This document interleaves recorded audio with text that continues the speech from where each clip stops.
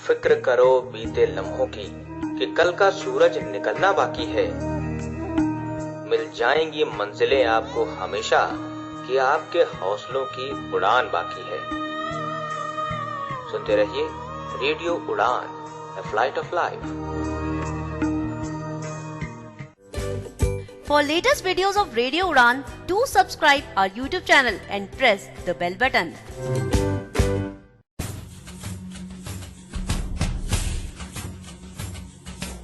मुद्दे जो बात करे हमारे समाज के हित की। जिसकी बहुत लिमिटेड मोबिलिटी है उसको कोई अब्यूज करे, वो भाग के या दौड़ के खुद के बचाव में जाएगा भी कहाँ। सो इस तरह से कई वजह हो सकती हैं। एक्सपर्ट्स की बातें जो छुए हमारे दिल को। ये निश्चित है कि मानसिक स्तर पर दृष्टिबाधित लोग बहुत सशक्त होते हैं और इतनी सरलता से हार नहीं मानते। जी हाँ दोस्तों, मैं दानिश महाजन बदलते दौर में रखूंगा एक नजर अपने समाज की तमाम गतिविधियों पर। तो सुनना मत भूलें बदलता दौर, मेरे साथ हर रविवार 9 से 10 और पुनः प्रसारण सोमवार 4 से 5, सिर्फ और सिर्फ रेडियो उड़ान पर।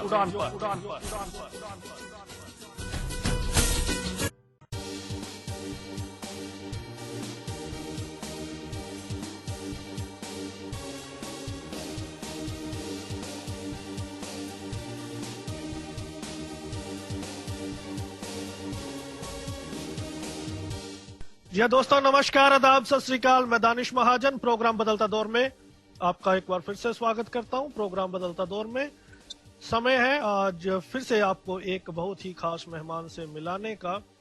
ब्लाइंड कम्युनिटी में, खास तौर पे हम डिसेबिलिटी सेक्टर में अगर हम विजुअली इम्पेयर्ड की बात करें तो हमेशा से जब एम्प्लॉयमेंट की बात आती है तो हमारे जहन में सिंपली गवर्नमेंट जॉब्स ही आती हैं।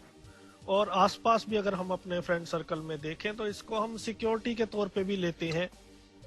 लेकिन बहुत सारी ऐसी पर्सनैलिटीज हैं जो इंडिपेंडेंट बहुत बड़े डेजिग्नेशंस पे काम कर रहे हैं, कुछ अपनी फर्म्स चला रहे हैं, लेकिन वो लोग लाइमलाइट में बहुत कम है। बहुत गिने चुने लोगों को उनके बारे में पता है, लेकिन वो इस कम्युनिटी के रियल हीरोज हैं और अपने अपने क्षेत्र में लोगों को अलग अलग काम करके वो इस तरह से जागरूक कर रहे हैं, अवेयर कर रहे हैं, उससे हमारे सेक्टर को बहुत बेनिफिट होता है। आज हम आपको एक ऐसी पर्सनैलिटी से मिलाने जा रहे हैं जिनके परिवार में 2 लोग ब्लाइंड हैं, वो खुद और उनकी बहन, और दोनों IIM है, इंडियन इंस्टीट्यूट ऑफ मैनेजमेंट से पास आउट है, MBA की है। आज के जो हमारे गेस्ट हैं पीयूष रखेचा जी, इन्होंने रायपुर से IIM से MBA की है और इनकी सिस्टर ने कलकत्ता से। तो वो एक बहुत ही बड़ी डेजिग्नेशन पर काम कर रही हैं बजाज कंपनी में। और पीयूष आज हमारे साथ बात करेंगे। पीयूष फाउंडर है रॉयल ईस्टर्न फाइनेंशियल सर्विसेज के, इंडिपेंडेंट अपना काम कर रहे हैं और काफ़ी फेमस है। काफ़ी वेबिनार्स में आपने इन्हें सुना होगा, रेडियो उड़ान पर भी ये म्यूचुअल फंड से रिलेटेड शो करते हैं। पीयूष, आपका बहुत बहुत स्वागत है बदलता दौर प्रोग्राम में। धन्यवाद Danish ji, thank you for inviting me over here. मुझे बहुत खुशी है आज यहाँ पे आपके सामने आकर। दौर वाकई बदल रहा है और आप लोगों के कारण ये दौर बदलता है जब आप डिफरेंट स्ट्रीम्स में जाते हैं और कुछ हटके करते हैं, जिससे बहुत सारे लोगों को प्रेरणा मिलती है और कई लोगों के लिए एम्प्लॉयमेंट अपॉर्चुनिटीज भी ओपन होती हैं। पीयूष, हम आपकी जर्नी के बारे में डिटेल में बात करेंगे, लेकिन सबसे पहले हमें बताएं अपनी डिसेबिलिटी के बारे में, अपनी कहां से आप बिलोंग करते हैं, तो ये डिसेबिलिटी आपको क्या है और कब से है? मेरा बर्थ कोलकाता में हुआ था, मतलब I am 29 years old. Disability मेरे को बर्थ से ही है, मुझे बर्थ से डिसेबिलिटी है। 2 डायग्नोसिस इसका जब मैं 4 साल का था तब हुआ था। तब सडनली ऐसा हुआ था कि मैं क्लॉक देखते हुए ठीक से क्लॉक नहीं देख पा रहा था। उस समय विजन थोड़ा सा अभी से तो बेटर था, बट क्लॉक ठीक से देख नहीं पा रहा था। तो मेरी मदर को उस समय ही डाउट हुआ कि कुछ विजुअल एबिलिटी का कुछ तो प्रॉब्लम है। तो तब डॉक्टर को कंसल्ट किया, तब इसका डायग्नोसिस हुआ। फिर ग्रेजुअली ये डिटीरियरेट होते गया। तब जब मैं 16-17 साल का था, तब एक्चुअली पहले बोलते थे मैक्युलर डिजेनरेशन है, फिर मैक्युलर डिस्ट्रॉफी है, फिर अब बोल रहे हैं कि रेटिनाइटिस पिगमेंटोसा है, आरपी है। तो ग्रेजुअली ये डिटेरियोरेट होते गया और अभी तक मुझे ऐसा लगता है कि ये धीरे धीरे विजन थोड़ा कम होते जा रहा है। अभी ऑलमोस्ट आप समझ लीजिए ब्लाइंडनेस के कगार पे ही है। पीयूष, जब घर में घर वालों को पता चला कि आपको भी विजन की प्रॉब्लम है और आपकी सिस्टर को भी है, तो ऑब्वियसली थोड़ा सा शॉक लगा होगा घर वालों को, अपसेट होंगे वो। लेकिन बावजूद उसके उन्होंने आपकी जो फाउंडेशन है एजुकेशन को लेके वो बहुत स्ट्रॉन्ग रखी। तो क्या आपकी फैमिली अवेयर थी डिसेबिलिटी को लेके, जहाँ किस तरह से आपकी एजुकेशन शुरू हुई, भाई बहन की, घर में माहौल कैसा था? फॉर्चुनेटली उतना बड़ा शॉक उनके लिए इसलिए नहीं था क्योंकि एक बार ऐसा नहीं था कि एक बार, मतलब बहुत सारे टाइम में होता है कि एकदम इंसान के साइट है और अचानक से वो ब्लाइंड हो जाता है, तो फैमिली के लिए बहुत बड़ा शॉक होता है। मेरा ग्रेजुअली धीरे धीरे विजन कम हुआ है, चाइल्डहुड से लेके राइट फ्रॉम बर्थ अभी तक। तो ग्रेजुअली उनको भी प्रिपेयर होने का धीरे धीरे टाइम मिला। ऑब्वियसली स्कूलिंग के टाइम पे काफी विजन कम हो गया था। जब मैं सीनियर स्कूल तक आया था, मैं खुद अपने आंसर क्वेश्चन शीट वगैरह पढ़ नहीं पाता था, तो मुझे स्क्राइब का जरूरत पड़ता था, ना मैं अपना बुक्स वगैरह पढ़ पाता था खुद से। तो उस समय कोई ना कोई फैमिली मेंबर मुझे क्वेश्चंस वगैरह रीड करता था, और मतलब पूरा बुक्स वगैरह रीड करते थे सब लोग, रिलेटिव्स, पेरेंट्स, ये लोग सब रीड करते थे। तो उतना बड़ा शॉक नहीं था, बट हाँ ऑब्वियसली उनके लिए बहुत डिस्टर्बिंग और चैलेंजिंग तो उनके लिए था। रिलेटिव्स का भी था प्रेशर कि एजुकेशन का इतना मायने नहीं है अभी इनके लिए, क्योंकि एजुकेशन कर भी लेंगे तो आगे क्या करेंगे, क्योंकि उस समय इतना अवेयरनेस नहीं था। अब जैसे लोगों के बारे में जानकारी नहीं थी, ये सब फाउंडेशंस के बारे में जानकारी नहीं थी, जहाँ पे नॉलेज शेयर होता है, अवेयरनेस होता है, ये सब चीज के बारे में बिल्कुल भी मुझे उस समय during my senior schooling, during my मतलब most better part of my graduation के टाइम पे भी मेरे को इसका नॉलेज बिल्कुल भी नहीं था। तो जो मैंने किया है, मैं मेरे को ये लगता है मैंने स्ट्रगल करके, अगर आप लोगों को ये सब प्लेटफॉर्म से जुड़ जाता तो हो सकता है और भी जल्दी मैं आगे बढ़ जाता, बट खुशी है कि मैं आज एक मुकाम तक पहुंचा हूँ। तो पीयूष, कैसे पता चला आपको फिर कि हमारे लिए मेडिकल सर्टिफिकेट होता है? तो बेसिकली आपको अवेयरनेस कहाँ से शुरू हुई, जो डिसेबिलिटी सेक्टर में, जो ब्लाइंडनेस के साथ आपकी जो जर्नी थी वो कैसे शुरू हुई? हाँ, तो ग्रेजुएशन के टाइम पे ड्यूरिंग माई स्कूलिंग, तो वो स्कूल डॉक्टर के बेसिस पे कि डॉक्टर ने एक डॉक्यूमेंट बना दिया था कि विजुअली इम्पेयर्ड है, तो उसके बेसिस में बोर्ड एग्जाम्स में तो स्क्राइब मिल गया था। बट ग्रेजुएशन में भी इतना प्रॉब्लम नहीं हुआ। बट मैंने ग्रेजुएशन के टाइम पे चार्टर्ड अकाउंटेंसी का भी मैंने फाउंडेशन एग्जाम दिया था, तब एक्चुअली ये प्रॉब्लम शुरू हुआ। और सीए इंस्टीट्यूट में जब मैं गया तो उन्होंने मुझे इसके बारे में नॉलेज दिया कि आपको एक सर्टिफिकेट बनाना पड़ेगा, अपना डिसेबिलिटी सर्टिफिकेट, क्योंकि आपका विजन बहुत ही लो है। आपको स्क्राइब अगर रीडर राइटर चाहिए तो आपको एक डिसेबिलिटी सर्टिफिकेट बनाना पड़ेगा। तो चार्टर्ड अकाउंटेंसी जो इंस्टीट्यूशन है, institute of chartered accountants of India, वहां से मुझे इसके बारे में इन्फॉर्मेशन मिला कि डिसेबिलिटी मेडिकल सर्टिफिकेट बनाना पड़ता है। और आगे भी अगर आपको कॉम्पिटिटिव एग्जाम में पार्टिसिपेट करना है, आगे भी पढ़ना है, जो भी ऑर्गेनाइजेशंस है जो एग्जाम लेते हैं, वो इस सर्टिफिकेट के बिना आपको कोई भी और सर्विस फैसिलिटी प्रोवाइड नहीं कर पाएगी। तो पीयूष, IIM और इसके लिए आपको ऑब्वियसली बहुत तैयारी करनी पड़ी होगी, और आपको ज़्यादा अवेयरनेस भी नहीं थी, मटेरियल का भी इशू आया होगा। तो ये बताएं कि IIM का आपके माइंड में कब आया, और जब आपको नहीं मालूम था कि आपको डिसेबिलिटी है, आपको इतना तो पता था विजन लॉस है, तो ये इतना स्ट्रॉन्ग जो आपने स्टेप लिया, इट वाज क्वाइट चैलेंजिंग। तो शुरू से ही आपका ये शौक था या ये कैसे डेवलप हुआ? शुरू से मुझे ये था कि मुझे MBA करना है। इसका तो था कि बिजनेस सेंस, मतलब मेरी पूरी फैमिली बिजनेस बैकग्राउंड से है, तो एक स्ट्रॉन्ग बिजनेस सेंस और एक मैनेजमेंट एजुकेशन, ताकि मैं अपना बिजनेस को भी प्रोफेशनली रन कर सकूं, ये मेरा माइंडसेट बिल्कुल स्टार्टिंग से था। मतलब आप समझ लीजिए secondary school, senior secondary school, इस समय से ये मेरे माइंडसेट में था। बट फ्रैंकली IIM में पहुंचूंगा और IIM से MBA करूंगा, ये उस समय दिमाग में नहीं था। ग्रेजुअली जैसे मैं ग्रेजुएशन कर रहा था अपना बीकॉम, मैंने ग्रेजुएशन बीकॉम में किया है, तो जब ग्रेजुएशन कर रहा था तब धीरे धीरे ये अवेयरनेस हुआ। मैंने सर्च किया कौन से अच्छे इंस्टीट्यूट है जहाँ से MBA कर सकते हैं, और फिर मैंने अपनी तैयारी शुरू किया। तैयारी भी, कोचिंग सेंटर भी, मुझे इनिशियली कोचिंग सेंटर में भी बहुत चैलेंजेस फेस करने पड़े, क्योंकि उन्होंने सीधा डिनाई कर दिया कि हम एक विजुअली इम्पेयर्ड स्टूडेंट को पढ़ा नहीं पाएंगे तो आपको हम इस पे बिल्कुल भी सपोर्ट नहीं कर पाएंगे। अगर आपको चाहिए तो हम आपको मटेरियल दे सकते हैं, मटेरियल हम अपना पूरा प्रोवाइड कर सकते हैं, बट क्लासेस अटेंड करके कोई फायदा नहीं होगा, क्योंकि अलग से हम विजुअली इम्पेयर्ड के लिए ना हमारे पास फैसिलिटी है, ना हम ध्यान दे पाएंगे। तो मैं कोचिंग इंस्टीट्यूट का नाम नहीं लूंगा, बट उन्होंने मुझे एक अपने एंड से, फिर मैं बहुत बार अप्रोच किया तो उन्होंने अपने एंड से एक सपोर्ट किया मेरे को बाद में, बट बहुत ज्यादा सपोर्ट वो उस समय नहीं कर पाए क्योंकि उनको भी नॉलेज नहीं था। फिर ग्रेजुअली जब मैंने MBA या IIM रायपुर मैंने क्रैक किया, कैट मैंने क्रैक किया, तब उन्हें समझ में आया कि हाँ इस पे कैपेबिलिटी तो था। तब वो मुझे इंटरव्यूज के लिए उन्होंने बहुत सपोर्ट किया, क्योंकि उनको भी पता था कि एक कोचिंग इंस्टीट्यूट से IIM में जाना कोचिंग इंस्टीट्यूट के लिए बहुत बड़ा बात है। तो उस समय आफ्टर क्रैकिंग कैट एग्जाम में स्कोर आने के बाद और इंटरव्यू के पहले उन्होंने उस समय मेरे को बहुत सपोर्ट किया ताकि मैं इंटरव्यूज बहुत अच्छे से निकाल लूं।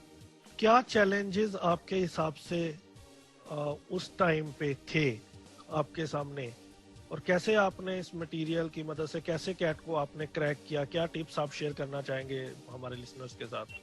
तो देखिए, क्वांटिटेटिव एप्टीट्यूड और हमारा logical reasoning, data interpretation, English language, ये बेसिकली 4 ऐसे टॉपिक्स थे। तो मेरे लिए सबसे ज्यादा चैलेंजिंग था क्वांटिटेटिव एप्टीट्यूड, जो बेसिकली मैथमेटिक्स रिलेटेड सब्जेक्ट है, मैथमेटिक्स रहता है उसमें, और डेटा इंटरप्रिटेशन, जिसमें आपको बहुत बड़ा डेटा सेट दिया जाता है जहाँ पे आपको इंटरप्रेट करना है और आपको उसके बेसिस में क्वेश्चन पूछा जाता है और आपको आंसर करना है।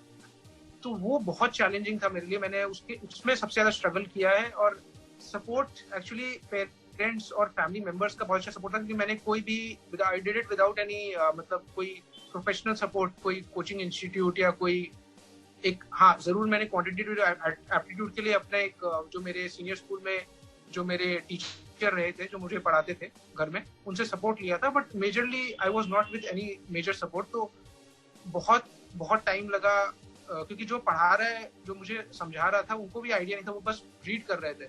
तो मैंने मटेरियल को बहुत अच्छे से गो थ्रू किया, बहुत डिफिकल्टी हुआ, चैलेंजेस हुआ, बट मैंने बहुत डिफिकल्टी से उसको गो थ्रू किया। तो मेरा तो यही है कि आपको टाइम देना पड़ेगा। टाइम अगर आप देते हो कोई चीज में, अगर आपको मन है, क्योंकि मेरा एक तो है कि मेरा मैथमेटिक्स, मेरा वैसे बहुत अच्छा स्ट्रॉन्ग सेंस मेरा चाइल्डहुड से ही रहा है। मैं कैलकुलेशंस और ये सब में बहुत स्ट्रॉन्ग रहा हूँ बचपन से। जो मेरा इवेंचुअली सीनियर स्कूल में थोड़ा सा वीक हो गया था ड्यू टू मतलब ऑब्वियस रीजंस, आप समझ रहे हो कि एक बार में विजन धीरे धीरे डिटेरियोरेट हुआ, तो मैं बिना देखे उस समय पढ़ने लगा। तो एक बार एक ऐसा स्लम्प आया, एक पीरियड आया जहाँ पे वो बहुत अच्छा नहीं चल रहा था मेरा एकेडमिक्स, बट फिर मैंने विद फैमिली सपोर्ट उसको पिकअप किया। तो मेरा जो सभी के लिए एक मैं ये जरूर बोलूंगा कि आप स्टार्टिंग में ये कभी मत सोचो कि आपसे नहीं होगा। वही मेरी भी एक गलती थी, मैंने स्टार्टिंग में बहुत थोड़ा टाइम इसमें वेस्ट किया कि मैंने सोचा ऐसा कि मुझसे नहीं होगा। तो आप ये सोचो जो आपको करना है उसके लिए आप थोड़ा सा एक स्टेप भी अगर आप लेते हो ना, तो आपके लिए कितने दरवाजे खुल जाते हैं अपने को आइडिया नहीं है आज। तो एक स्टेप लेना, स्टार्टिंग वाला स्टेप लेना बहुत जरूरी है। कुल मिला के अगर आप में डिटर्मिनेशन है, पैशन है, तो nothing is unachievable, everything is achievable if you have determination, if you have passion, and if you have decided that you have to do this. बिल्कुल बिल्कुल। Piyush, you inspired your sister or your sister inspired you? बहुत ही अच्छा सवाल है। आज तक मैं इस सवाल के बारे में सोचता रहता हूँ। जो आज तक मेरा अंडरस्टैंडिंग रहा है इस बारे में, initially I have inspired my sister. उसको मैंने MBA, उसको डेफिनेटली मेरे से थोड़ा सा वो मिला, इंस्पिरेशन मिला स्टार्टिंग में, वो भी MBA कर सके। उसके लिए थोड़ा सा, क्या मैं ये बोलूंगा, थोड़ा सा रास्ता बहुत आसान हो गया स्टार्टिंग में। बट आज की बात अगर मैं करूँ तो मेरी सिस्टर मुझे इंस्पायर करती है, क्योंकि शी हैज, मतलब वो जहां से उसने स्टार्ट किया था, she has taken lot of steps forward. तो वो मेरे को आज इंस्पायर करती है कि, एंड उसका जो डिटर्मिनेशन है, जो पैशन है, जो ड्रीम है, जो एस्पिरेशन है, उससे मैं सीखता हूँ कि मेरे को भी, मुझे लगता है कि मुझे भी अपना थोड़ा सा एस्पिरेशन और थोड़ा सा ये थॉट प्रोसेस को ब्रॉडन करना चाहिए, अपना माइंडसेट को थोड़ा वाइड करना चाहिए। उसका माइंडसेट ऐसा है कि उसके माइंड में ऐसा है कि वो she wants to give jobs to hundreds and hundreds of people आगे जाके। वो मेरे माइंड में नहीं है आज, तो वो माइंडसेट मैं थोड़ा सा बना रहा हूँ उससे सीख करके। बिल्कुल, आने वाले टाइम पे उनसे भी हम इंटरव्यू करेंगे, तो आई एम श्योर कि जो उनकी इंस्पायरिंग जर्नी है वो भी लोगों के साथ शेयर होनी चाहिए। पीयूष ये बताएं हमें कि 2-3 चीजें मैं समझना चाहता हूँ। एक, जो मेरा पर्सनल एक्सपीरियंस है, आई मे बी कम्प्लीटली रॉन्ग, लेकिन मैंने कुछ लोग ऐसे देखे हैं जो डिसेबिलिटी सेक्टर में नहीं, जो आते हैं बिगिनिंग में और इंक्लूसिव सेटअप में जो कुछ अचीव कर लेते हैं, जैसे आपने अचीव किया है, तो वो डिसेबिलिटी सेक्टर में आना नहीं चाहते। There thinking is little different. लेकिन आप इंडिपेंडेंटली अपना फर्म रन कर रहे हैं, उसके बारे में मैं आगे जानूंगा आपसे। लेकिन अभी मैं ये जानना चाहता हूँ कि आपका ये कैसा रहा। मैंने देखा है you want to work for the persons with disability, आप वेबिनार्स लेते हैं जब भी आपको अप्रोच किया जाता है, तो ये एक्सेप्टेंस और डिसेबिलिटी सेक्टर में काम करना, ये कैसे आपके माइंड में आया? बिल्कुल, ये भी बहुत अच्छा सवाल है। तो इनिशियली देखिए, मैं इस इंडस्ट्री में हूँ जहाँ पे हम इंश्योरेंस को प्रमोट करते हैं, क्योंकि इंश्योरेंस एक बहुत इंटीग्रल पार्ट है हमारे फाइनेंशियल प्लानिंग का। तो जब मैं खुद अपना टर्म इंश्योरेंस, अपना लाइफ इंश्योरेंस कराने के लिए गया, इंश्योरेंस कंपनी को मैंने अप्रोच किया। दो मेरे पास एजेंसी वगैरह था, मैं बाकी लोग का इंश्योरेंस करा पाता था, बट उन्होंने मेरा ही इंश्योरेंस डिनाई कर दिया। बीइंग अ विजुअली इम्पेयर्ड, आपको हम इंश्योरेंस नहीं दे पाएंगे। तब मैंने उसके लिए फाइट किया कंपनी से, मैंने मैनेजमेंट को अप्रोच किया, मैंने उनके सीनियर अंडरराइटर्स को अप्रोच किया कि आप किस बेसिस में डिनाई कर रहे हैं। तब मैंने उनको डॉक्यूमेंट्स भी दिखाया, जो गवर्नमेंट डॉक्यूमेंट्स है, जिसमें ऐसा साफ साफ लिखा है कि डिसेबल्ड लोगों को आप डिनाई नहीं कर सकते पॉलिसी, बट उन लोगों को उसका नॉलेज नहीं था। तो तब मुझे रियलाइज, मैंने फिर अपना पॉलिसी तो करवा लिया, और तब मुझे रियलाइज हुआ कि मैं अगर इस इंडस्ट्री में होकर इतना प्रॉब्लम फेस कर रहा हूँ, मेरे को अपना पॉलिसी कराने में 1 से 1.5 महीना लग गया।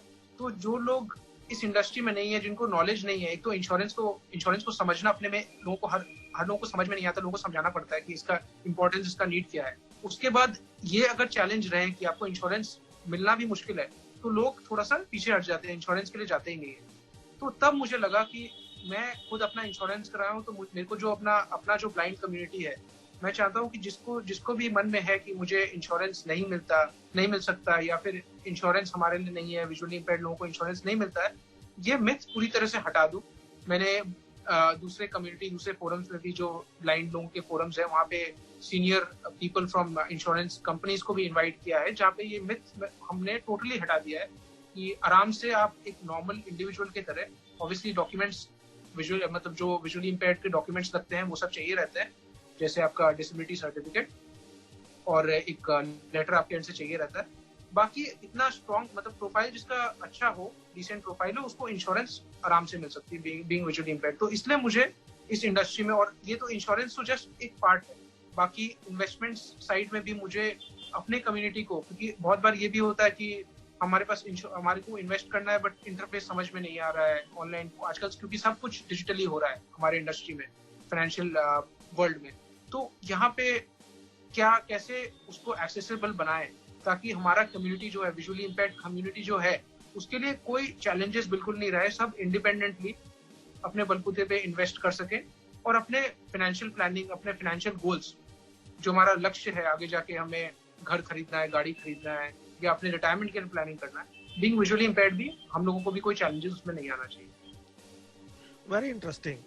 Piyush, surprisingly, I have been denied insurance last week, and I have filed case in office of CCPD, Chief Minister of Persons with Disabilities, although I did not get any acknowledgement.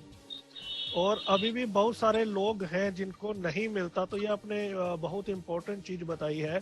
तो I want you to share your contact details of your company, कि जिन लोगों को health insurance में problem आ रही है तो आपसे वो टाई अप कर सके। तो जब आप कह रहे हैं कि गवर्नमेंट डॉक्यूमेंट है जिसमें डिनाई नहीं किया जा रहा है, इससे रिलेटेड कई केसेस जो दिल्ली हाई कोर्ट में भी चल रहे हैं, तो वो क्या डॉक्यूमेंट है, क्या सर्कुलर है, उसके बारे में थोड़ा सा बताएं। और लिसनर्स हमारे जो हेल्थ इंश्योरेंस लेना चाहते हैं या कोई टर्म प्लान लेना चाहता है, तो आपसे कैसे जुड़ सकते हैं? तो IRDA का एक सर्कुलर आया हुआ है, मैं आपको लिंक भी एक बार शेयर कर दूंगा। उस सर्कुलर में साफ साफ लिखा है कि बीइंग अ डिसेबल्ड पर्सन, आपको इंश्योरेंस कंपनी आपके साथ कोई बायसनेस या आपको डिनाई नहीं कर सकती इंश्योरेंस पॉलिसी।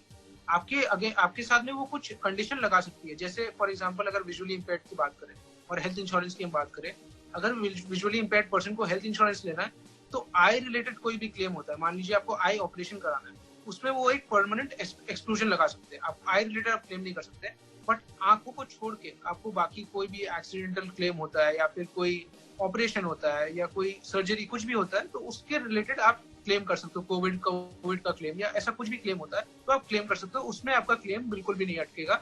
बट एक चीज हेल्थ इंश्योरेंस में ध्यान रखने वाला जरूरी है, क्योंकि हेल्थ इंश्योरेंस के ऑनलाइन बिना कोई डॉक्यूमेंट्स के आजकल मिलने लग गया। आप पॉलिसी बाजार में जाओ, कोई भी वेबसाइट आप विजिट करो तो आप बिना डॉक्यूमेंट के आपको पॉलिसी मिलता है। तो वहां अगर आप डिक्लेयर नहीं कर रहे हो कि विजुअली इम्पेयर्ड हो, आप ऐसी पॉलिसी ले रहे हो, तब वो आपके लिए बहुत रिस्की हो सकता है। तब कोई भी क्लेम हो, बड़े छोटे से छोटा क्लेम हो, बड़ी फ्रैक्चर हो गया हो या कुछ भी ऐसा क्लेम हो, तो हेल्थ इंश्योरेंस कंपनी बिल्कुल क्लेम आपका डिनाई कर सकती है, डिक्लाइन कर सकती है।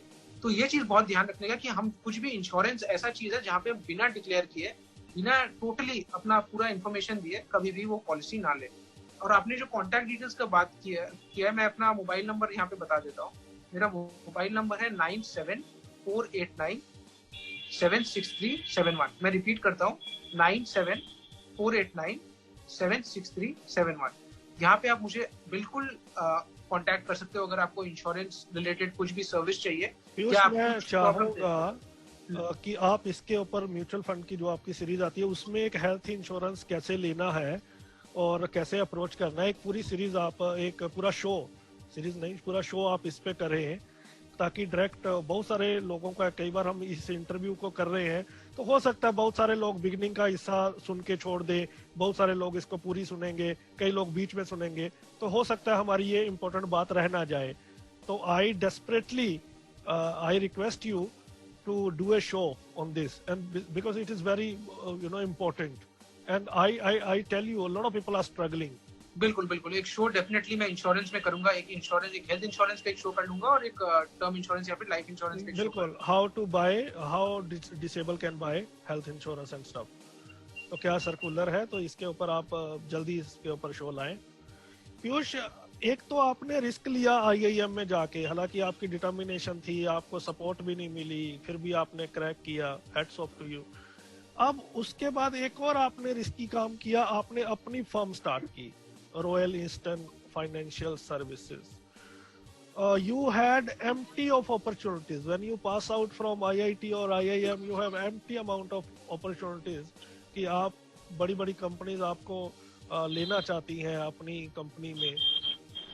तो वर यू डिनाइड जॉब और it was there in your mind कि भैया मेरे को अपनी फर्म ही स्टार्ट करनी है, I have to work independently, I don't have to work under anyone? इसके पीछे एक्चुअली दो कारण है। पहला, मैं डिटर्मिनेशन तो ये हमेशा से था, जैसे मैंने आपको बताया कि मेरा सीनियर सेकेंडरी स्कूल और सेकेंडरी स्कूल से ही, मतलब क्लास 6 to 12 वाला पीरियड आप समझ लो, वहां से ही मेरा मन था कि मुझे MBA करना है और खुद का एक बिजनेस सेटअप करना है। तब मैंने ये नहीं सोचा था कि मैं फाइनेंशियल सर्विसेज या फाइनेंशियल एडवाइजरी में आऊंगा, बट मुझे ये हमेशा से मन में था कि मुझे बिजनेस करना है। बट मुझे मेरे ब्रदर इन लॉ ने इंस्पायर किया ड्यूरिंग माय ग्रेजुएशन, जब मैं BCom कर रहा था, क्योंकि वो सेम इंडस्ट्री में है, तो उन्होंने मुझे इंस्पायर किया कि और उनको मैंने काम करते हुए देखा था, तो मुझे काफी इंटरेस्ट आया इसमें। मैंने किताबें भी पढ़ना चालू किया था मेरे ग्रेजुएशन के टाइम में। तब मुझे कहीं ना कहीं मुझे लगा कि यही मेरा फ्यूचर है, मुझे यहीं पे कुछ करना है आगे। अब बात करते हैं जॉब की। तो जॉब के लिए ऐसा नहीं मैंने ट्राई नहीं किया, जॉब के लिए मैंने प्लेसमेंट्स में बैठा, बट मैं अपना जो दायरा है बहुत लिमिटेड मैंने कर दिया था कि मुझे इस सब्जेक्ट रिलेटेड ही जॉब करना है, मुझे फाइनेंशियल प्लानिंग एडवाइजरी में ही जॉब करना है। इस सब्जेक्ट में या इस इंडस्ट्री में कंपनीज ज्यादा आई नहीं, तो 1-2 कंपनीज में मैंने इंटरव्यू में बैठा भी था, बट मुझे कहीं ना कहीं फिर ये लगा, मेरे को ये भी था मन में कि जॉब करना है तो 2 साल ही करना, उससे ज्यादा तो करना नहीं, अपने बिजनेस में ही मैक्सिमम टाइम अपने स्टार्टिंग से ही स्पेंड करें तो आगे ग्रो करने में भी इजी रहता है। तो उस समय मैंने अपने कॉलेज में ही वो अपना माइंडसेट कर लिया कि अगर मुझे अपना इंडस्ट्री नहीं मिल रहा है तो मैं खुद अपना इमीडिएटली सेटअप कर दूंगा। फाइनेंशियल सर्विसेज की जब हम बात करते हैं पीयूष, फॉर ए ब्लाइंड, एक तो मुझे बहुत अच्छा लगा जब मैंने आपसे सुना, तो एट द टाइम मैंने डिसाइड किया था कि मैं आपकी इंटरव्यू करूंगा। मैं अपनी टीम में से आप दूसरे शख्स है जिसकी इंटरव्यू कर रहा हूँ, जनरली मैं नहीं करता हूँ। इससे पहले बाला नगेंद्रन थे हमारे मीडिया स्पोक्स पर्सन जो IAS बने, और दूसरे आप हैं। तो मैं ये समझना चाहता हूँ कि एक तो जैसे आपने खुद बताया कि बहुत सारी इनएक्सेसिबिलिटी है, सब कुछ डिजिटल हो रहा है, और फॉर अ ब्लाइंड बहुत सारी साइट्स जो हैं वो इनएक्सेसिबल हैं, और ये जो नई फील्ड है लोगों को एक लाना, लोगों को बताना कि भैया आप इंश्योरेंस ले, बहुत सारे लोग तो भागते हैं, इसमें काफ़ी बड़ा दायरा है लोगों को कन्विंस करना, रीच आउट करना, और बहुत सारे मास्टर्स बैठे हुए हैं इस फील्ड में, उसमें अपने एक जगह बनाना। तो ये जितना आसान है उतना लगता नहीं है। How did you do that? I want to understand, were you damn sure that you gonna crack this, you gonna succeed this? क्या था ये माइंड में? Who inspired you actually? As you said your brother in law inspired you, but basically who supported you? तो मेरे brother in law ने मुझे inspire भी किया था, उन्होंने मुझे सपोर्ट भी किया था इनिशियली बहुत। तो और मैंने वो हमारा पूरा फाइनेंशियल्स, पूरा हमारा पोर्टफोलियो, इन्वेस्टमेंट पोर्टफोलियो, मेरे पेरेंट्स का इन्वेस्टमेंट पोर्टफोलियो, इंश्योरेंस वगैरह सब मैनेज करते थे। तो मैंने उनको देखा था वो कैसे कम्युनिकेट करते हैं उस समय, मैंने जब as an when I was growing, मतलब वो समझ लीजिए मेरे टीनेज के टाइम पे, तब मैंने उनको देखा था कैसे वो एक्सप्रेस कर रहे हैं, कैसे वो एक्सप्लेन कर रहे हैं, कैसे कन्विंस कर रहे हैं।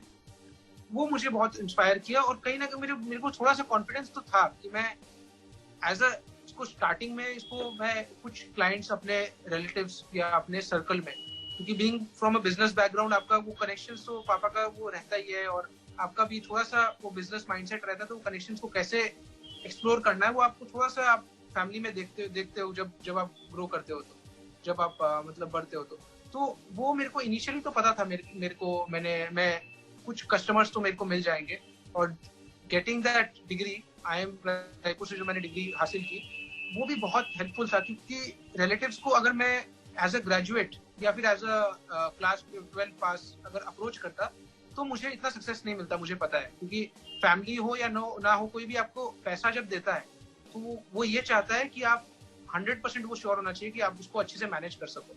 तो जब वो लोग ने देखा कि मैं MBA किया हूँ तो उनको बहुत अच्छा कॉन्फिडेंस आ गया उस समय, मुझे भी अपने ऊपर कॉन्फिडेंस आया, और उन्हें भी अपना पैसा एज अ फिड्यूशरी मुझे बनाने में उन्हें भी कोई प्रॉब्लम उस समय नहीं था।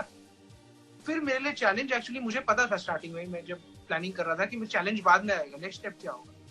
तो नेक्स्ट स्टेप भी जब मैंने स्टार्ट किया, मुझे कुछ क्लाइंट्स मिले, तो मुझे इंश्योरेंस कंपनीज और जो म्यूचुअल फंड कंपनीज है वहां से भी सपोर्ट मिला। मेरा एक म्यूचुअल फंड कंपनी है जिसके CEO ने मेरा इंटरव्यू लिया था बहुत ही इनिशियल स्टेज में। मैंने जब अपना काम स्टार्ट ही किया था, जब 1-2 साल ही हुआ था मुझे स्टार्ट किया 2017-18 में, तभी उन्होंने मेरा इंटरव्यू लिया था। तो मैं लाइमलाइट में उस समय आ गया था, क्योंकि उन लोग के लिए भी म्यूचुअल फंड जो मेरे रिलेशनशिप मैनेजर्स वगैरह थे, उनके लिए भी एक बहुत बड़ा चीज था कि बीइंग विजुअली इम्पेयर्ड मैं अपने क्लाइंट्स बना रहा हूँ, क्लाइंट्स को कन्विंस करके नए कस्टमर्स ला रहा हूँ, उनके लिए भी बिजनेस ला रहा हूँ।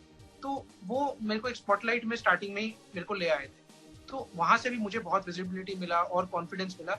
और फिर मैं नए क्लाइंट जिसको मैं जानता भी नहीं हूँ, जिनसे मैं कभी मिला नहीं, उनको भी अप्रोच करना मैंने स्टार्ट किया। तो मैं ये जानना चाहता हूँ कि ये जो सर्विसेज है, मतलब would you suggest people that there is a career in that, you can make your career in this field? और साथ के साथ मैं आपके challenges समझना चाहता हूँ कि in spite of all this, what are the challenges you face? तो जब आप डिसाइड करते हो कोई चीज, तो मैं ये मानता हूँ कि आपका माइंडसेट बहुत स्ट्रॉन्ग, आपका माइंडसेट एकदम स्ट्रॉन्ग होना चाहिए कि आपको ये करना ही है कोई कीमत पर। आपको वो डिटर्मिनेशन को स्ट्रॉन्ग पहले करना है, और आपको मोटिवेटेड रहना है, क्योंकि मोटिवेशन ऐसा चीज है ना, माइंडसेट आपने बना लिया, मोटिवेशन ऐसा चीज है जो बहुत ही आता है जाता है वैसा चीज है कि आप आज मोटिवेटेड हो, कल हो सकता है आप मोटिवेटेड ना रहो।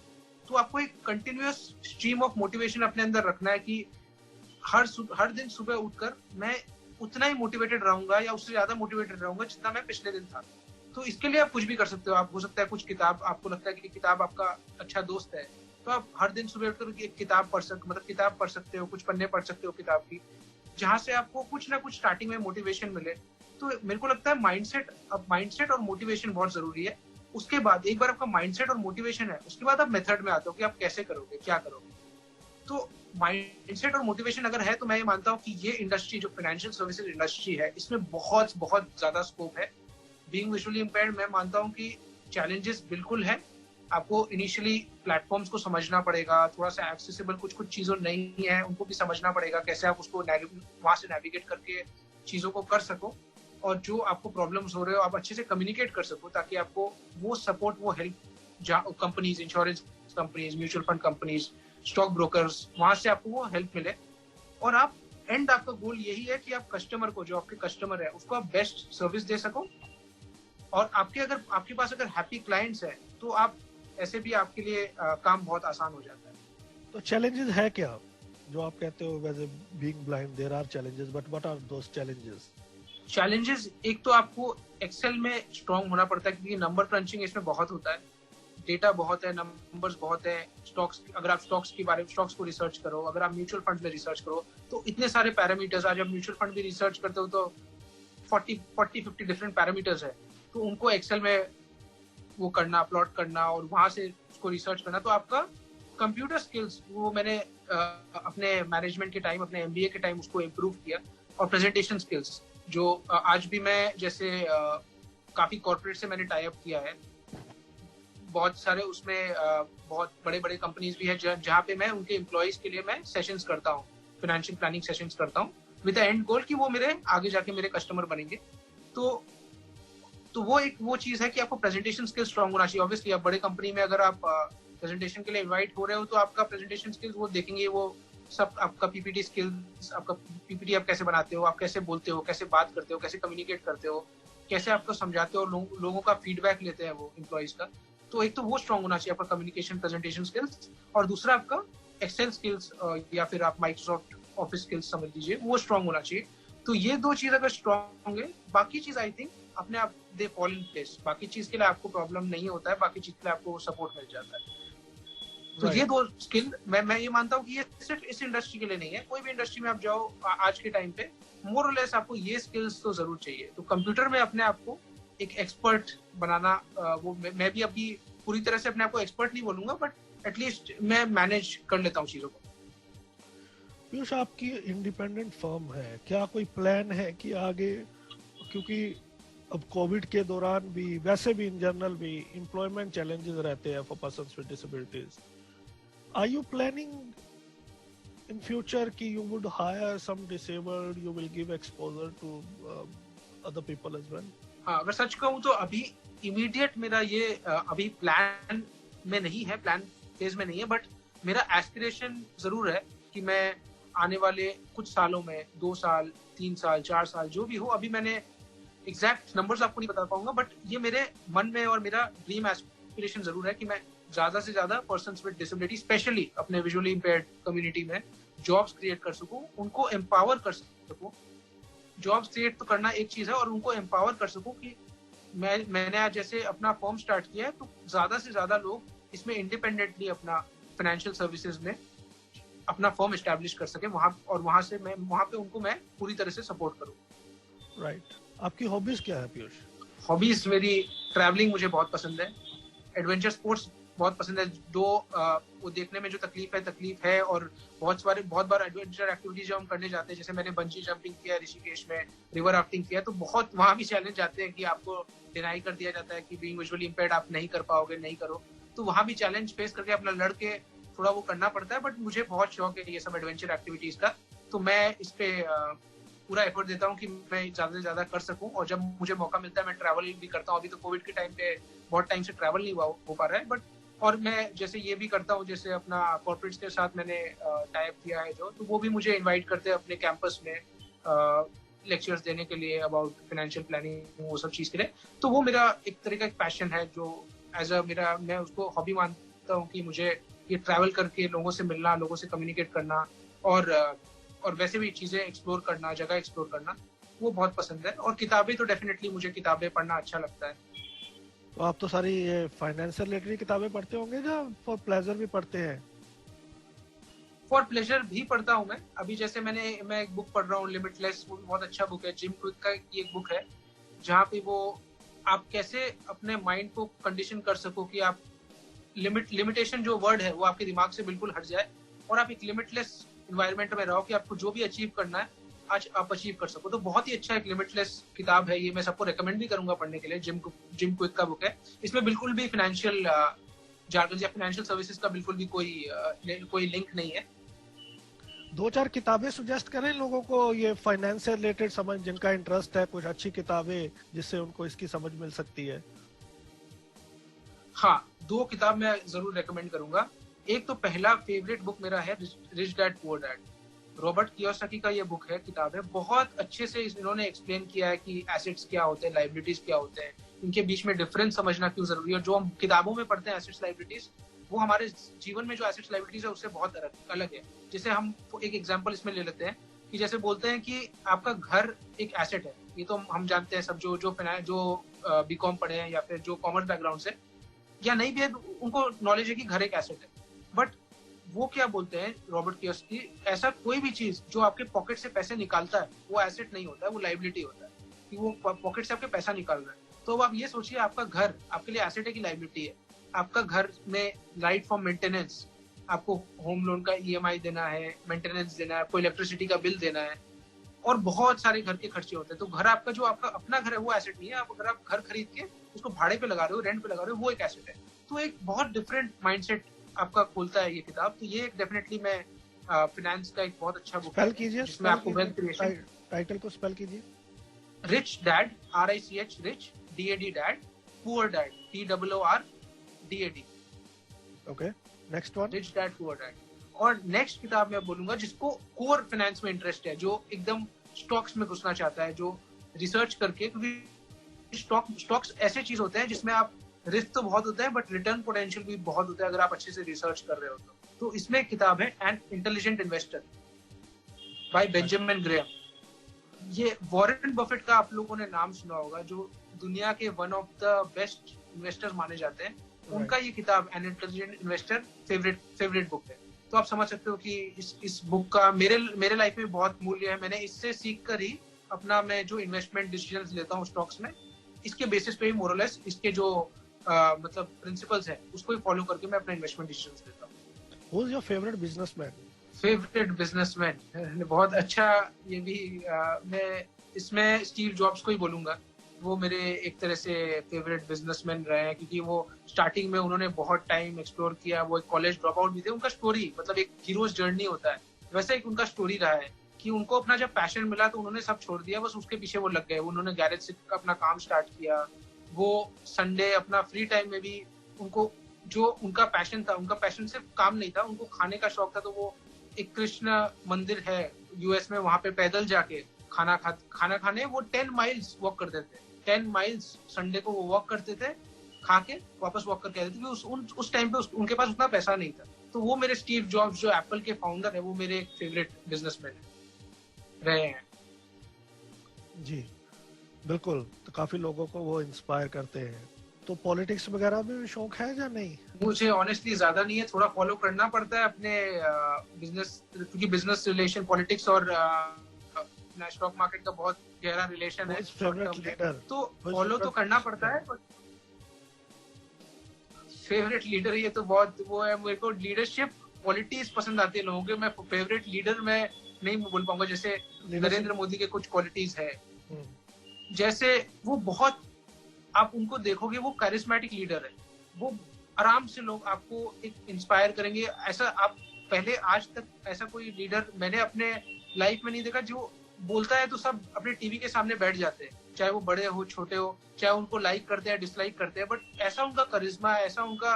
और आपने ये भी वो थाल बजाने वाला जो उन्होंने किया था कि आप कोरोना के टाइम पे एक दिन उन्होंने किया थाल बजाने का, तो सब लोग मैंने देखा घर के आसपास जितने मोहल्ले जो भी बिल्डिंग्स है आसपास, सब लग गए वो काम में। तो ऐसा इंस्पायर करने वाला, ऐसा एक्शन लेने वाला लोगों को मैंने लीडर वैसा नहीं देखा कि जो लोगों को इतना इंस्पायर कर सके कि वो एक्शन ले सके। क्योंकि इंस्पिरेशन एक चीज है, इंस्पायर आपको कर सके। आज हो सकता है मैं लोगों को इंस्पायर कर रहा हूँ, बट अगर वो एक्शन नहीं ले रहे हैं तो उस इंस्पिरेशन का कोई मतलब नहीं है। Right. What is the happiest moment of your life? Happiest moment, एक तो मैं इसमें दो बताऊंगा मेरे हैप्पीएस्ट मोमेंट्स। तो एक तो मेरा जब मेरा IIM में एडमिशन हुआ था, वो भी मेरा लाइफ का one of the happiest moments था, एडमिशन जब हुआ था। क्योंकि मैं पहले इतना मेरे दिमाग में मैं 100% श्योर नहीं था कि मैं क्रैक कर पाऊंगा। तो एक तो वो है। दूसरा, मैं एक फॉरेन एजुकेशन के लिए मैं गया था अपने IIM रायपुर के टाइम पे ही। मैं स्टूडेंट एक्सचेंज प्रोग्राम में मैं सिलेक्ट हुआ था अपने कॉलेज से 3 महीना के लिए फ्रांस में पढ़ने के लिए।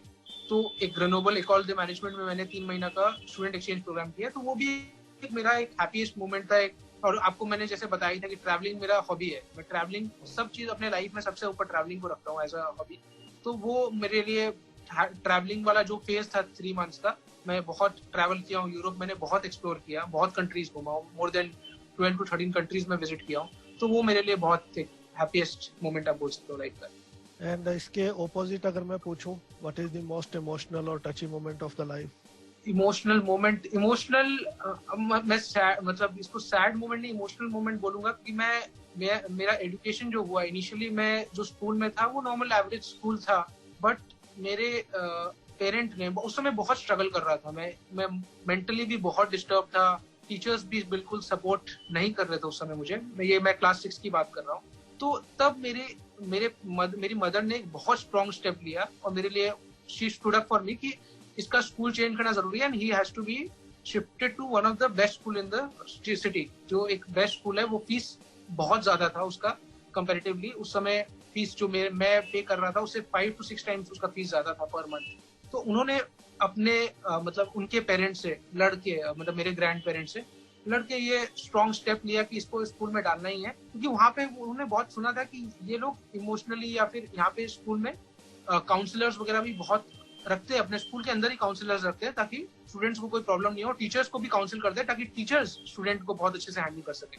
तो वो एक मेरे लाइफ का बहुत इंपॉर्टेंट डिसीजन भी था और मेरे लिए बहुत इमोशनल, मेरे पेरेंट्स के लिए भी और मेरे लिए बहुत इमोशनल टाइम था, जिससे मैं निकल के उस स्कूल में मेरा एक्चुअली उस स्कूल में ही मैं बोलूंगा मेरा टर्निंग पॉइंट था, उस स्कूल में एडमिशन। और फिर मैं सीनियर स्कूल में जैसे मेरे प्रिंसिपल और टीचर्स ने मुझे ग्रूम किया उसको, वो मेरे लाइफ का टर्निंग पॉइंट था। शादी का प्रेशर आ रहा होगा, आप तो सेटल्ड हो गए। बिल्कुल बिल्कुल, शादी का प्रेशर है। अभी मैं थोड़ा सा वही है, मैं खुद उतना प्रिपेयर्ड तो नहीं हूँ, बट हाँ फैमिली प्रेशर डेफिनेटली है अभी। तो कब तक पार्टी खाने को मिलेगी हमें? बिल्कुल जल्दी पेरेंट्स का बस चले तो बहुत जल्दी मिल जाएगा। थोड़ा सा अपनी फर्म के बारे में भी बताएं, उसको आपने एस्टेब्लिश किया तो यू आर प्रॉपर ऑफिस, तो कैसे, मतलब आपकी क्या टाइमिंग है, कहाँ आपको मिल सकते हैं लोग? ये कलकत्ता में है जहाँ इंडिया के और हिस्सों में भी है? और ये तो नाम बताइए, नाम कैसे, मतलब रॉयल ईस्टर्न? तो ज्यादातर जो मेरा टाइम है ऑफिस में, मैं मतलब ऑफिस मेरा है कलकत्ता में ही, मैं बेस्ड आउट ऑफ कलकत्ता ही हूँ। ऑफिस में मेरा टाइमिंग जैसे 10 to 7 टाइम रहता है, नॉर्मल टाइम। अभी ऑब्वियसली थोड़ा सा टाइमिंग डिस्टर्ब है, आगे पीछे होता है, बट 10 to 7 में डेफिनेटली अवेलेबल होता हूँ। और ऑफिस में मैं मिलता हूँ और क्लाइंट से भी मिलने अगर विजिट रिक्वायर्ड रहता है तो मैं करता हूँ। उसके अलावा जैसे आपने कहा कि कैसे लोग मुझे अप्रोच कर सके, तो ऑब्वियसली अभी डिजिटल प्लेटफॉर्म से ही मैं जूम के थ्रू अवेलेबल हूँ, या फिर कोई अगर टेलीफोन के थ्रू कांटेक्ट करना चाहे तो मैं बिल्कुल अवेलेबल हूँ। क्योंकि जो आजकल जो प्रोसेस, पहले सब पेपर का बहुत रिक्वायरमेंट रहता था, फॉर्म्स का, आपको क्लाइंट के पास जाके फॉर्म्स कलेक्ट करने पड़ते थे, सिग्नेचर चाहिए रहता था। आजकल सब कुछ डिजिटल हो गया है। तो मेन चीज जो एक क्लाइंट और एक एडवाइजर के बीच में रिक्वायरमेंट है वो एक ट्रस्ट का है। ट्रस्ट है तो फिर आप कहीं भी बैठे बैठे, जैसे आपने बोला कि इंडिया के कहीं और लोकेशन से मैं भी ऑपरेट करता हूँ, मेरा फिजिकल ऑफिस तो कहीं भी नहीं है, but I have clients all across the country. मेरे क्लाइंट जो है वो, मैं ये बोलूंगा मेरे 30-40% क्लाइंट्स ही कलकत्ता में, बाकी 60-70% क्लाइंट्स आउट ऑफ कलकत्ता के हैं। तो वो मतलब एक बार ट्रस्ट बनने में थोड़ा टाइम लगता है, क्योंकि जैसे मैंने बोला मैं बहुत ट्रैवल करके मैं कॉर्पोरेट्स में भी सेशंस करता हूँ, तो वहाँ के एम्प्लॉयज भी मेरे कस्टमर्स बनते हैं। तो वो ट्रस्ट बनने में टाइम लगता है, बट एक बार ट्रस्ट बन जाता है तो बहुत इजीली चीज मैनेज होती है, बहुत स्ट्रीमलाइंड रहता है। क्योंकि जब आप फिजिकली मिलते हो तो आप एक दिन में मैक्सिमम 2 या 3 लोगों को मिल सकते हो या 4 लोगों को मिल सकते हो, depending on the traffic, depending on the city you live in. But अगर आप ये डिजिटल प्लेटफॉर्म से मिल रहे हो तो आप 10-15 लोगों से भी एक दिन में कम्युनिकेट कर सकते हो, आपको बेटर रीच मिलता है और उनको भी प्रॉम्प्ट सर्विस, जो आपके कस्टमर्स हैं उनको भी प्रॉम्प्ट सर्विस मिलता है। और जैसा आपने कहा रॉयल ईस्टर्न फाइनेंशियल सर्विसेज, ये थोड़ा सा इसमें न्यूमरोलॉजी और ये सब थोड़ा सा ये सब भी जुड़ा हुआ है। तो नाम मैंने डिसाइड किया था कि मुझे कुछ रॉयल वैसा टाइप का कुछ ऐसा नाम चाहिए जो थोड़ा सा सुनने में बड़ा लगे। तो ये रॉयल ईस्टर्न थोड़ा सा न्यूमरोलॉजी से भी लिंक्ड है, जो नंबर्स का आपने सुना होगा, ये न्यूमरोलॉजी का कॉन्सेप्ट कि नंबर्स अगर आपका फेवरेबल हो तो आपके बिजनेस में ग्रोथ होता है। कहीं ना कहीं मैं थोड़ा सा बिलीव करता हूँ इन सब चीजों में। जी पीयूष, क्या मैसेज रहेगा आपका हमारे लिसनर्स के लिए? मैसेज बिल्कुल सिंपल है कि follow your passion, follow your heart. मैं यही बोलूंगा कि अगर आपको कितना भी लगे कि आप जो चीज आपके मन में है आपको करना है, वो आपको कितना इम्पॉसिबल लगे, उसको आप सीधा इग्नोर ना करें। उसमें अपॉर्चुनिटीज मैं ये मानता हूँ बहुत चैलेंजिंग है, हमारे लिए बहुत चैलेंजेस है, और सोचना, कुछ बड़ा सोचना या कुछ हटके सोचना बहुत डिफिकल्ट है। बट अगर आपके दिमाग में ये ख्याल आता है या सोच आता है, उसको जाने मत दीजिए। लोगों को अप्रोच करिए, जो आपको लगता है कि लोग आपको हेल्प कर सकते हैं, मदद कर सकते हैं, आपके फील्ड में हो या फिर कोई आपको लगता है कि वो बंदा आपसे पहले वो चीज कर चुका है, तो डेफिनेटली ऐसे लोगों को अलग अलग मीडियम से कम्युनिकेट करना, इनसे ट्राई करिए। इनसे आपको जितना आप बात करोगे लोगों से, उतना ज्यादा आपको आपका माइंडसेट भी ब्रॉडन होगा, और आपको ये समझ में आएगा कि लाइफ में कुछ भी लिमिटेशन कुछ होता नहीं है, आप कुछ भी अचीव कर सकते हैं। राइट पीयूष, मैं जाते जाते दो चीजें चाहूंगा आप बता दें स्पेसिफिकली। ये तो हमने डिटर्मिनेशन, पैशन की बात कर ली, कुछ स्पेसिफिक टिप्स दीजिए अगर जो बच्चे IIM से एग्जाम क्रैक करना चाहते हैं, हमें 4-5 टिप्स उसके दीजिए जाते जाते। और फाइनेंशियल सर्विसेज के हमें अगर कोई अपना बिजनेस सेटअप करना चाहता तो उसके 2-4 टिप्स हमें, स्पेसिफिक टिप्स किन चीजों में कमांड होनी चाहिए वो बता दीजिए। तो जैसे मैंने कैट, अगर आप कैट की बात करें या IIM की बात करें, तो अगर आप आज मान लीजिए आप ग्रेजुएशन में हो, तो जरूर अपना एक वर्बल एबिलिटी में आप जरूर मतलब एफर्ट दीजिए ज्यादा से ज्यादा, क्योंकि वर्बल एबिलिटी और लैंग्वेज, इंग्लिश ऐसा चीज है जहाँ पे हम और non visually impaired person almost equal ground में खड़े होते हैं। मैं मानता हूँ क्वांट्स हमारे लिए, मैथमेटिक्स डिफिकल्ट है करना, थोड़ा सा हमारे लिए डिफिकल्ट होता है, बट यहाँ पे आप ज्यादा एफर्ट दीजिए इंग्लिश में और वर्बल एबिलिटी अपना स्ट्रॉन्ग करने में। मतलब आप वो डिक्शनरी में जो वर्ड्स होते हैं या वोकैबुलरी स्ट्रॉन्ग करने के लिए जो टेक्निक्स है, आप अगर कोई कोचिंग इंस्टीट्यूट से जुड़ते हैं, वो आपको बहुत सारे ऐसे वर्ड्स देते हैं पूरा एक बुकलेट बना के, तो वो सब चीज पे आप ज्यादा एफर्ट दीजिए। और वहां पे आप ऐसा करिए कि वहां पे आप जो बाकी लोग हैं, जो नॉर्मल एबिलिटी के लोग हैं, वहां से आप उनको वहां पे आप आउटस्कोर कर सको। डेफिनेटली क्वांट में आपको थोड़ा तकलीफ होगा, तो अपना जो स्ट्रेंथ है उस स्ट्रेंथ पे काम करिए, और वीकनेस जो है जैसे क्वांट है उसमें एटलीस्ट इतना एफर्ट दीजिए कि आप एक एवरेज स्कोर जितना तो आप कर सको डेफिनेटली क्रैक। तो ये हो गई अपने क्रैक को कैसे क्रैक करना। जो मेरा जो कैट को क्रैक करने का जो वो रहा है, माइंडसेट रहा है, वो मैंने आपसे शेयर किया। और दूसरा चीज मैं ये बोलूंगा, कंप्यूटर जैसे जॉस पे बहुत जगह भी ट्रेनिंग वगैरह हो रही है, आपको भी जॉस, कई लोगों को यहाँ पे जॉस से यूज्ड टू होंगे, तो उससे आप माइक्रोसॉफ्ट ऑफिस जो है उस पर काम करिए।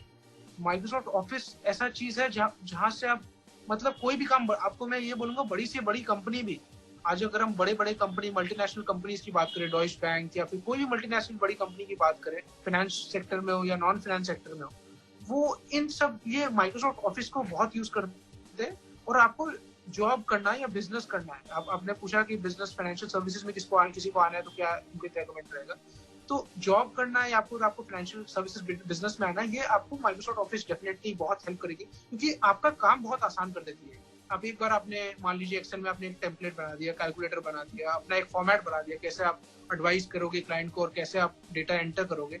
एक बार आपका फॉर्मेट बन गया, फिर क्या है, फिर आपको खट करके खाली डेटा को पंच करना है, आपको ज्यादा एफर्ट नहीं लगता है, एक बार एक इनिशियल एफर्ट है। तो मैं ये बोलूंगा इसमें आप जरूर बेसिकली जो आप सजेस्ट कर रहे हैं वो आपकी 3 चीजें हैं, एक पैशन, डिटर्मिनेशन और अपने आप को जितना स्किलफुल बना सको उतना ही कम है। तो make your self skillful as much as you can, then success will be at your doorstep. Thank you so much, Piyush. We have discussed almost everything of your life, waiting for the party. Thank you so much for giving the valuable time. Thank you so much. Thank you, Ranish.